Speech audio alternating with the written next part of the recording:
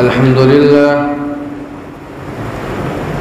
لله نحمده ونستعينه ونستغفره ونؤمن به ونتوكل عليه ونعوذ بالله من شرور أنفسنا ومن سيئات أعمالنا من يهده الله فلا مضل له ومن يضلله فلا هادي له ونشهد أن لا إله إلا الله وحده لا شريك له ونشهد أن سيدنا وسندنا وشفيعنا وحبيبنا ومولانا محمد وبارك وسلم. أما بعد قال الله تبارك وتعالى في كلامه المجيد والفرقان الحميد: أعوذ بالله من الشيطان الرجيم. بسم الله الرحمن الرحيم. يا أيها الذين آمنوا استعينوا بالصبر والصلاة إن الله مع الصابرين. ولا تقولوا لمن يقتل في سبيل الله أموات بل أحياء ولكن لا تشعرون. ولنبلونكم بشيء من الخوف والجوع ونقص من الأموال والأنفس والثمرات وبشر الصابرين. صدق الله مولانا العظيم وصدق رسوله النبي الكريم ونحن على ذلك لمن الشاهدين والشاكرين والحمد لله رب العالمين. محترم حاضرین جمعہ، عزیزان گرامی اور دور و دراز سے تشریف لائے ہوئے ہمارے دینی بھائیوں، بزرگوں اور دوستوں، سفر کا مہینہ ہے، محرم کا مہینہ گزر چکا ہے، اور ہمارا اور آپ کا جو سفر محرم کے مہینے سے شروع ہوا تھا، وہ سفر کے مہینے میں بھی سفر ہمارا مکمل نہیں ہوا ہے. لیکن انشاءاللہ امید ہے کہ جو ہم نے ایک کوشش شروع کی تھی اور محرم کے تعلق سے جو سلسلہ چل رہا تھا، آج کے جمعے میں انشاءاللہ کوشش رہے گی پوری کہ وہ موضوع ختم ہو جائے اور ہمارے اور آپ کے سامنے مکمل بات واضح ہو جائے اور تصویر واضح ہو جائے کہ آخر اس کی حقیقت کیا ہے. حاضرین، بنا کسی تمہید کے ہم اور آپ وہیں سے اپنی بات شروع کرتے ہیں جہاں سے ہم نے اور آپ نے بات کو ختم کیا تھا پچھلے جمعہ. امیر المؤمنین حضرت امیر معاویہ رضی اللہ عنہ کا دور چل رہا ہے. ہم اور آپ یہاں تک پہنچے تھے. حضرت معاویہ رضی اللہ عنہ کا جو 20 سالہ دور ہے، یہ امن و شانتی کا دور ہے، ترقیوں کا دور ہے. آخری دور آتا ہے. ایک طرف حضرت امیر معاویہ رضی اللہ عنہ کی کامیاب سیاست کے آگے یہ جتنے بھی صبائی جماعت کے لوگ تھے، یہ سارے کے سارے لوگ زیر زمین ہو گئے تھے، چھپ گئے تھے. لیکن انہیں انتظار تھا کہ کوئی ہمیں موقع ملے. انہیں اس بات کا انتظار تھا کہ کوئی کمزور پہلو اور کوئی موقع ملے تاکہ ہم اس موقع کا فائدہ اٹھا کر مسلمانوں کی جماعت میں اختلاف پیدا کر دیں. چنانچہ وہ وقت بھی آتا ہے، حضرت معاویہ رضی اللہ عنہ کا آخری دور چل رہا ہے. حضرت معاویہ رضی اللہ عنہ کا آخری دور چل رہا ہے اور حضرت معاویہ رضی اللہ عنہ نے صحابہ کرام اور اصحاب رائے کے مشورے سے، بچار سے اپنے بیٹے یزید کو ولی عہد مقرر کر دیا. صبائی ٹولے کو اسی کا انتظار تھا تاکہ مسلمانوں کی جماعت میں اختلاف پیدا کر سکے. حاضرین، یہاں رک کر چند باتیں ہم اور آپ پہلے سن لیں. سب سے پہلی بات تو یہ ہے کہ یہاں یزید کی طرفداری اور حمایت کرنا مقصود نہیں ہے۔ بخاری شریف کتاب الجہاد کی ایک حدیث سنیے، اللہ کے نبی علیہ الصلوۃ والسلام کی حدیث ہے، قال النبی صلی اللہ علیہ وسلم اول جیش من امتی یغزون مدینۃ قیصر مغفور لہم۔ یہ بخاری شریف کتاب الجہاد کی یہ حدیث ہے، آج بھی وہ حدیث موجود ہے۔ اللہ کے نبی فرماتے ہیں کہ میری امت کی سب سے پہلی وہ فوج، وہ جماعت جو قیصر کے شہر قسطنطنیہ پر جہاد کرے گی، جنگ کرے گی، حملہ کرے گی، اور اس جنگ کے اندر جتنے بھی لوگ شریک ہوں گے مغفور لہم، وہ سارے کے سارے لوگ بخشائے ہوں گے، ان ساروں کی مغفرت ہو جائے گی۔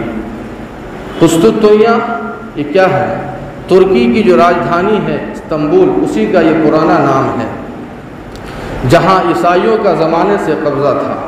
یہ اللہ کے نبی کی بشارت تھی، چنانچہ اسی بشارت کے حصول کے لیے بڑے بڑے صحابہ کرام نے قسطنطنیہ کی جنگ اور جہاد میں شرکت فرمائی تھی۔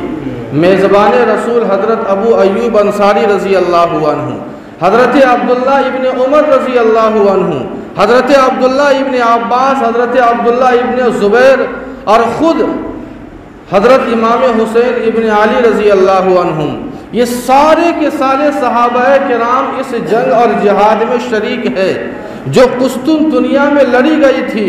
اور آپ کو بڑا تعجب ہوگا یہ بات سن کر کہ اس لشکر کی قیادت کسی اور کے ہاتھ میں نہیں بلکہ یزید کے ہاتھ میں تھی۔ اس لشکر کا کمانڈر ان چیف کوئی اور نہیں تھا بلکہ یزید تھا۔ یہ پہلی بات یاد رکھیں۔ دوسری بات ہم اور آپ یاد رکھیں، ایک صحابی ہے حضرت مغیرہ بن شعبہ رضی اللہ عنہ، بڑے جلیل القدر صحابی ہیں، اصحاب شجرہ میں سے ہے، اور حضرت علی رضی اللہ عنہ کے کٹر حامیوں میں سے، سپورٹر میں سے ہیں۔ حضرت مغیرہ بن شعبہ رضی اللہ عنہ یہ حضرت علی کے حامیوں میں تھے، اور جو 4.5 سال حضرت علی کے زمانے میں خانہ جنگی ہوئی تھی، حضرت مغیرہ بن شعبہ رضی اللہ عنہ نے ان خانہ جنگیوں کو بہت قریب سے دیکھا تھا، جس میں 1 لاکھ سے زائد مسلمانوں کا خون بہا تھا۔ حضرت مغیرہ بن شعبہ رضی اللہ عنہ اس خانہ جنگی کو بہت قریب سے دیکھ چکے تھے۔ حضرت مغیرہ بن شعبہ رضی اللہ عنہ نے ہی حضرت معاویہ رضی اللہ عنہ کو یہ مشورہ دیا۔ کیا مشورہ دیا کہ امیر المؤمنین، آپ کو یاد ہے، آپ کو معلوم ہے، ہم لوگوں نے وہ خانہ جنگی دیکھا ہے جو 4.5 سال تک خانہ جنگی رہی، اور کتنے مسلمانوں کا خون بہا ہے، کیا ماحول تھا، کیا فتنے کا ماحول تھا، چاروں طرف اختلاف، چاروں طرف عجیب و غریب ماحول تھا، نہ جانے لاکھوں مسلمانوں کی شہادت کا واقعہ پیش آ چکا ہے۔ اس خانہ جنگی کو آپ نے بھی دیکھا ہے اور میں نے بھی دیکھا ہے، اس لیے اچھا اور مناسب یہ ہے کہ آپ اپنے جیتے جی اپنے زمانے میں، اپنی زندگی میں آپ یزید کو، اپنے بیٹے کو ولی عہد مقرر کر دیں۔ ہمیں یقین ہے، سورج کے چڑھنے سے زیادہ یقین ہے کہ حضرت مغیرہ بن شعبہ رضی اللہ عنہ جو اللہ کے نبی کے صحابی ہیں، تربیت یافتہ ہے، اخلاص پر مبنی انہوں نے یہ مشورہ دیا ہوگا، کوئی خوف اور کسی لالچ کی بنا پر یہ مشورہ نہیں دیا ہوگا۔ حضرت امیر معاویہ رضی اللہ عنہ تیار نہیں تھے کہ میں اپنے بیٹے یزید کو ولی عہد مقرر کروں، لیکن حضرت مغیرہ بن شعبہ رضی اللہ عنہ کے پاس اتنے مضبوط دلائل تھے کہ حضرت امیر معاویہ رضی اللہ عنہ مجبور ہو جاتے ہیں، اور اس وقت کے صحابہ جو بھی موجود تھے اور اصحاب رائے کے مشوروں سے حضرت معاویہ رضی اللہ عنہ نے یزید کی ولی عہدی کو ان لوگوں پر ترجیح دی جو ولی عہدی کے زیادہ حقدار تھے، یعنی افضل کو چھوڑ کر مفضول کو ترجیح دیا۔ کیوں؟ اس کی وجہ یہی تھی تاکہ مسلمانوں کے اندر دوبارہ انتشار پیدا نہ ہو، مسلمانوں کے درمیان دوبارہ اختلاف پیدا نہ ہو، مسلمانوں کے درمیان جمعیت باقی رہے، اتحاد اور اتفاق باقی رہے۔ کہیں ایسا نہ ہو کہ پھر خانہ جنگی شروع ہو جائے اور مسلمانوں کا پھر قتل عام ہو جائے۔ حضرت معاویہ رضی اللہ عنہ نے ان چیزوں کو سوچتے ہوئے یزید کو ولی عہد مقرر کیا۔ اور ایک بات اور یاد رکھیں، جس وقت حضرت معاویہ رضی اللہ عنہ نے یزید کو ولی عہد مقرر کیا تھا، اس وقت 200 سے زائد صحابہ کرام موجود تھے، سوائے چند کے کسی نے بھی اختلاف نہیں کیا۔ کیا نعوذ باللہ ثم نعوذ باللہ ہم اور آپ یہ کہہ سکتے ہیں کہ ان صحابہ کرام کی زبان پر حضرت معاویہ رضی اللہ عنہ کے خزانے اور شمشیر نے تالے لگا دیے تھے؟ کیا ہم یہ کہہ سکتے ہیں ان صحابہ کرام کے بارے میں جو صحابہ کرام عرب و عجم سے ٹکرانے والے، جو صحابہ کرام قیصر و کسریٰ کے جاہ و جلال کو خاک میں ملانے والے، جس جماعت کی تربیت خود اللہ کے نبی علیہ السلام نے اپنے ہاتھ سے فرمائی تھی، کیا ہم اور آپ اس جماعت کے اوپر یہ الزام لگا سکتے ہیں کہ نعوذ باللہ ثم نعوذ باللہ حضرت معاویہ کے فیصلے پر اس لیے خاموش ہو گئے تھے کہ وہ خوف اور حرص اور طمع کے اندر تھے؟ ہمیں تو ایسی سوچ سے بھی نفرت ہے، ایسی سوچ سے بھی نفرت ہے جو صحابہ کے بارے میں کوئی ایسی سوچ رکھتا ہو، اس لیے کہ ہمارا اور آپ کا یہ عقیدہ ہے کہ الصحابۃ کلہم عدول، سارے کے سارے صحابہ یہ عدول ہے، عادل ہے، انصاف پسند ہے، مخلص ہے، کوئی خوف نہیں، کوئی طمع نہیں، جو دنیا کی بڑی بڑی طاقتوں سے ٹکرا جائے، یہ چند ٹکے ان کی زبان پر کیا تالا لگا سکتے ہیں؟ اس لیے ہم اور آپ نہ حضرت معاویہ، نہ حضرت علی، نہ حضرت حسن، نہ حضرت حسین، کسی کو بھی ہم تنقید کا نشانہ نہیں بنا سکتے ہیں، یہ ہمیں اور آپ کو حق نہیں ہے۔ لیکن بڑا مشکل ہے ہمارے لیے فیصلہ کرنا کہ کس کو صحیح کریں کہیں، کس کو غلط کہیں۔ اس لیے ہمارے لیے راستہ یہی ہے کہ ہم بھی اپنی زبان پر تالا لگا لیں، ہم بھی کسی کے بارے میں کوئی تذکرہ نہ کریں، جو اصل واقعہ ہے وہ بیان کر دے، سن لے، سنا دے، لیکن کوئی فیصل کن بات کہ یہ غلط ہے، یہ صحیح ہے، ہمیں اور آپ کو یہ حق نہیں ہے کسی کو صحیح کہنا، کسی کو غلط کہنا۔ ہمارے لیے یہی ہے کہ ہم اور آپ خاموش رہیں۔ یہ دوسری بات تھی کہ حضرت مغیرہ بن شعبہ رضی اللہ عنہ نے مشورہ دیا۔ اور تیسری بات یاد رکھیں، حضرت حسین رضی اللہ عنہ کی انتہائی مخلصانہ یہ رائے تھی کہ باپ کے بعد بیٹے کا ولی عہد بننا یہ اسلام کے شورائی نظام کے خلاف ہے۔ یہ بالکل انتہائی مخلصانہ یہ مشورہ اور یہ رائے تھی، ان کا وچار تھا۔ حضرت عبداللہ ابن عمر، حضرت عبداللہ ابن عباس، حضرت عبداللہ ابن زبیر، حضرت عبد الرحمن ابن ابو بکر، یہ جتنے بھی 5-6 صحابہ کرام تھے، ان کی یہی رائے تھی کہ باپ کے بعد بیٹے کا ولی عہد بننا یہ اسلام کے شورائی نظام کے خلاف ہے۔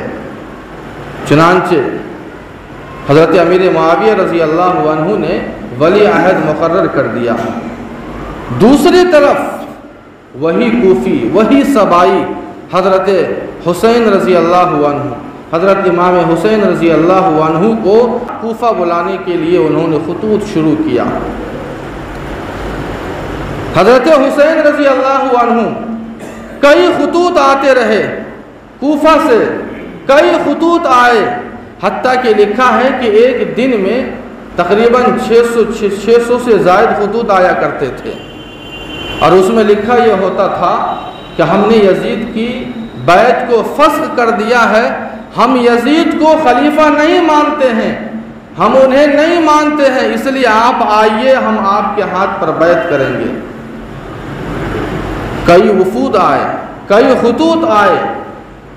حضرت امام حسین رضی اللہ عنہ نے جب دیکھا کہ اتنے سارے خطوط آ رہے ہیں، اتنے سارے جماعتیں، اتنی ساری جماعتیں آ رہی ہیں، اور سبوں کا ایک ہی کہنا ہے کہ ہم نے یزید کی بیعت کو فسخ کر دیا ہے، ہم آپ کے ہاتھ پر بیعت کرنا چاہتے ہیں، اس لیے آپ کوفہ تشریف لائیے۔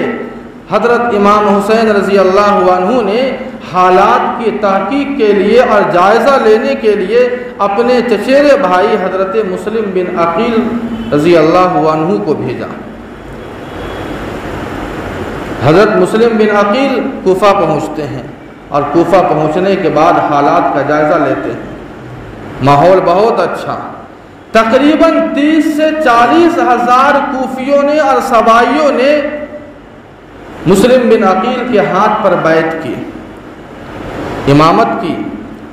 لیکن جب امامت کے لیے کھڑے ہوئے تو پوری مسجد بھری ہوئی ہے، جتنے لوگوں نے بیعت کی تھی سارے کے سارے لوگوں نے اقرار کیا کہ ہم امام حسین رضی اللہ عنہ کے ہاتھ پر بیعت کرنا چاہتے ہیں۔ لیکن اب تک کوفہ کا جو گورنر تھے وہ نعمان بن بشیر رضی اللہ عنہ، جو بڑے نرم مزاج صحابی رسول ہیں، لیکن جب اس کی اطلاع ملی، حضرت امام حسین رضی اللہ عنہ کے آنے کی اطلاع ملی، تو اب کوفہ کا گورنر بدل دیا گیا، ابن زیاد کو مقرر کر دیا گیا جو بڑا ظالم تھا۔ ابن زیاد نے ان تمام لوگوں کو ڈرایا اور دھمکایا، اور نتیجہ یہ ہوا کہ حضرت مسلم بن عقیل جب سلام پھیرتے ہیں تو پوری کی پوری مسجد خالی ہے، کوئی نظر نہیں آتا ہے۔ کوفہ کے اندر تنے تنہا مسلم بن عقیل موجود ہے، کوئی بھی ساتھ دینے والا نہیں ہے۔ ساروں نے مسلم بن عقیل کی بیعت کو توڑ دیا، تنے تنہا رہ چکے تھے۔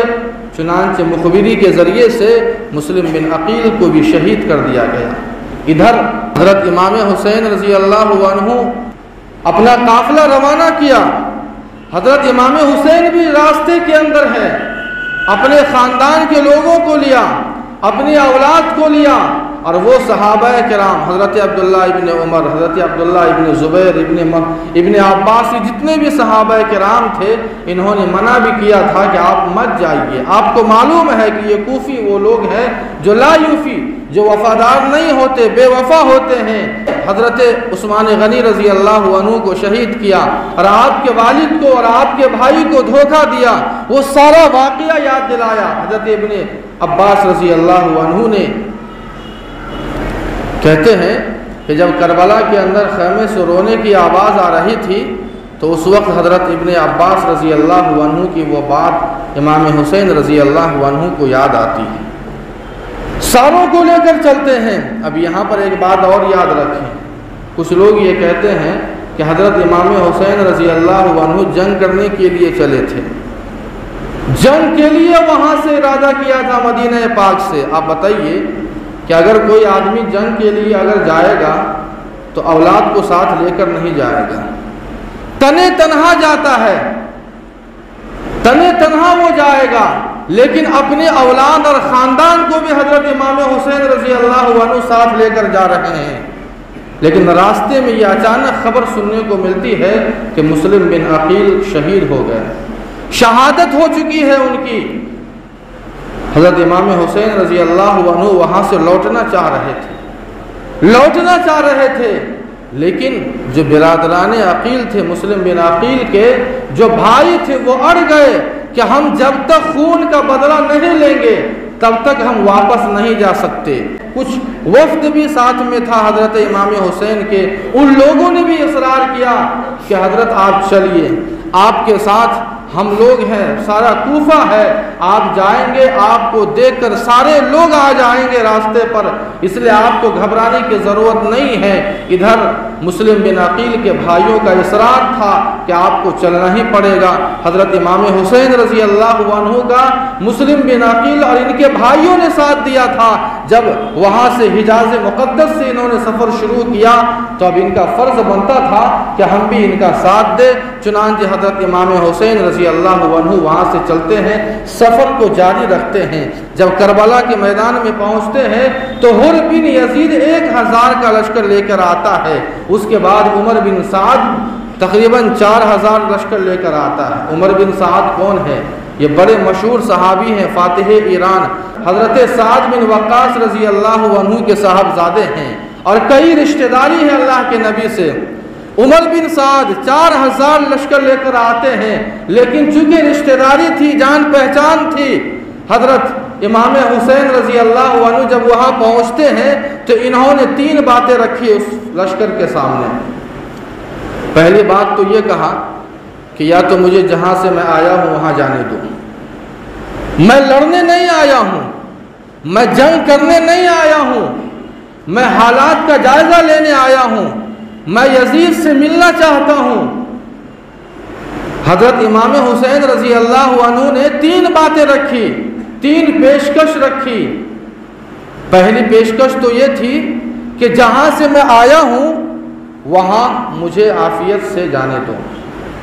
دوسری بات یہ رکھی کہ یا تو مجھے آزاد چھوڑ دو تاکہ میں اسلامی سرحدوں پر جا کر کفار سے لڑ کر اور ان سے جنگ کر کے اپنی زندگی گزار دوں، یا یہ کہ تیسری پیشکش یہ رکھی حضرت امام حسین نے کہ تم میرا راستہ چھوڑ دو اور مجھے ڈائریکٹ یزید سے ملنے دو۔ میں یزید سے ملنا چاہتا ہوں اور یزید سے مل کر اپنا معاملہ اسی طرح طے کرنا چاہتا ہوں جس طرح میرے بھائی حضرت حسن نے ان کے والد حضرت معاویہ سے اپنا معاملہ طے کیا تھا۔ یہ 3 پیشکش رکھی۔ عمر بن سعد یہ تینوں پیشکش لے کر کوفہ پہنچتے ہیں۔ ابن زیاد جو گورنر ہے، لیکن ابن زیاد نے ٹھکرا دیا، ان پیشکش کو ٹھکرا دیا، اور اس نے کہا کہ امام حسین کو، حضرت حسین کو مجبور کرو، میری بیعت پر مجبور کرو۔ لیکن حضرت امام حسین بیعت نہیں کرنا چاہ رہے ہیں۔ ان کا یہ ارادہ تھا کہ میں ملنا چاہتا ہوں، اس کے بعد میں بیعت کروں یا نہ کروں آگے کا معاملہ طے ہوگا۔ لیکن ان لوگوں نے پیشکش بھی ٹھکرا دیا اور یزید سے بھی ملنے نہیں دیا۔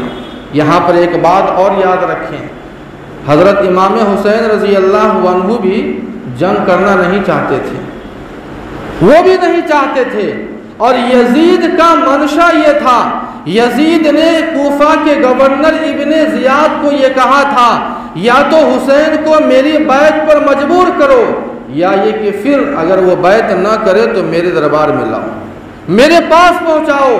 شہید کرنے کے لیے نہیں کہا تھا۔ لیکن معاملہ ہوا کیا؟ حضرت امام حسین بھی جنگ کرنا نہیں چاہ رہے تھے، اور یزید کا معاملہ، یزید کا مقصد بھی بنا کسی جنگ کے پورا ہو رہا تھا کہ میرے پاس وہ آ جائے، میں معاملہ ہم دونوں مل کر طے کر لیں گے۔ تو پھر یہ شہادت کا واقعہ کیسے پیش آ گیا؟ یہ شہادت کا واقعہ کیسے پیش آ گیا؟ جنگ کا میدان آخر کیسے سج گیا؟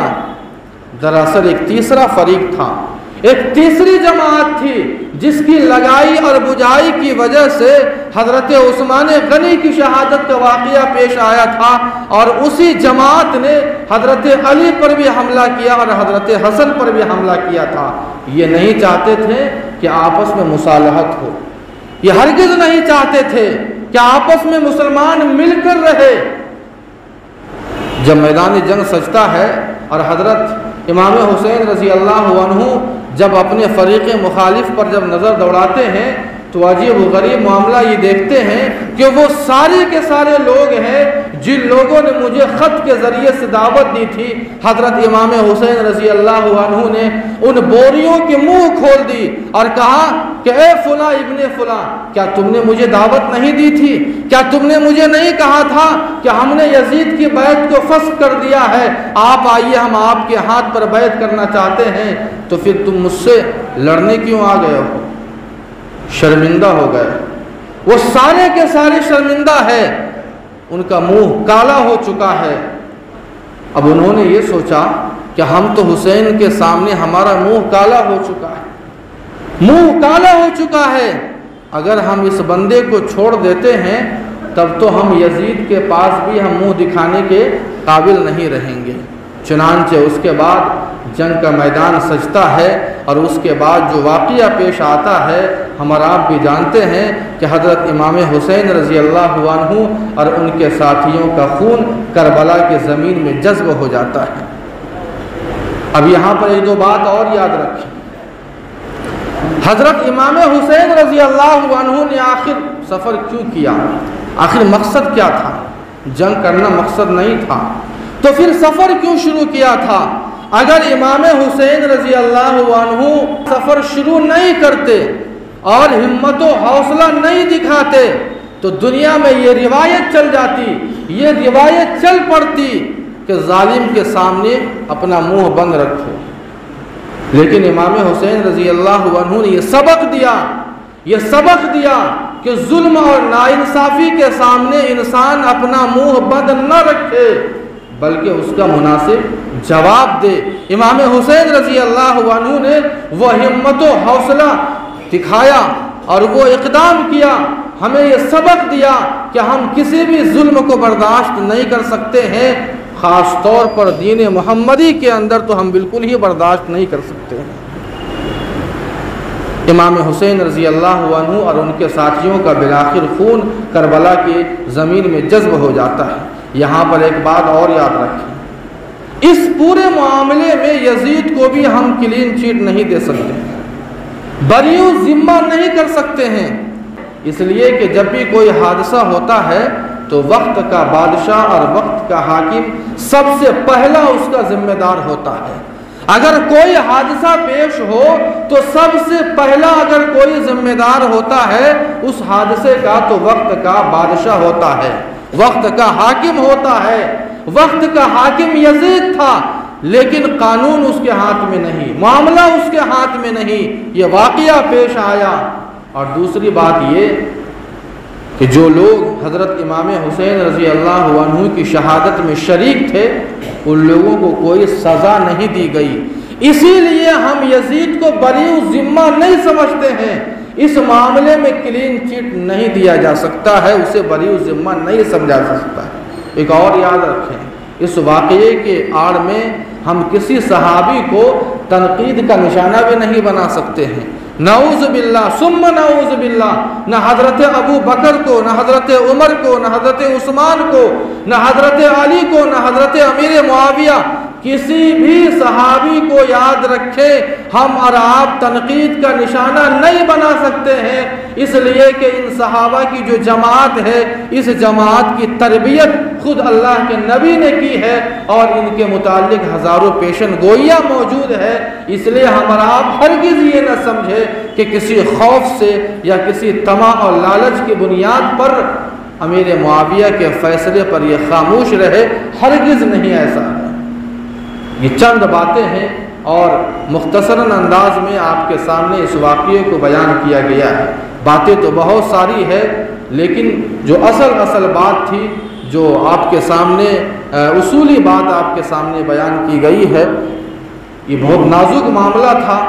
یقیناً انسان ہونے کے ناطے کہنے میں، سننے اور سنانے میں غلطیاں ہوں گی، چونکہ صحابہ کا معاملہ ہے، صحابہ پر زبان کھولنا یہ ہر ایک کے بس کی بات نہیں ہے، خاص طور پر ہم جیسے کم علم والوں کے لیے تو اور ہی بڑا مشکل ہوتا ہے، لیکن ایک کوشش تھی کہ ہم اور آپ اس معاملے کو سمجھنے کی ہم نے کوشش کیا ہے، صحابہ کے تعلق سے یا کسی بھی بزرگ ہستی کے تعلق سے اگر کوئی غلطی ہو گئی ہو کہنے میں، سننے اور سنانے میں تو ہم اور آپ اللہ سے دعا کرے کہ اللہ پاک ان غلطیوں کو معاف فرمائے اور ہمیں صحیح سمجھ عطا فرمائے۔ جو بھی باتیں کہی گئی ہے اللہ پاک ان تمام باتوں پر عمل کرنے کی توفیق عطا فرمائے۔ وآخر دعوانا الحمدللہ رب العالمین۔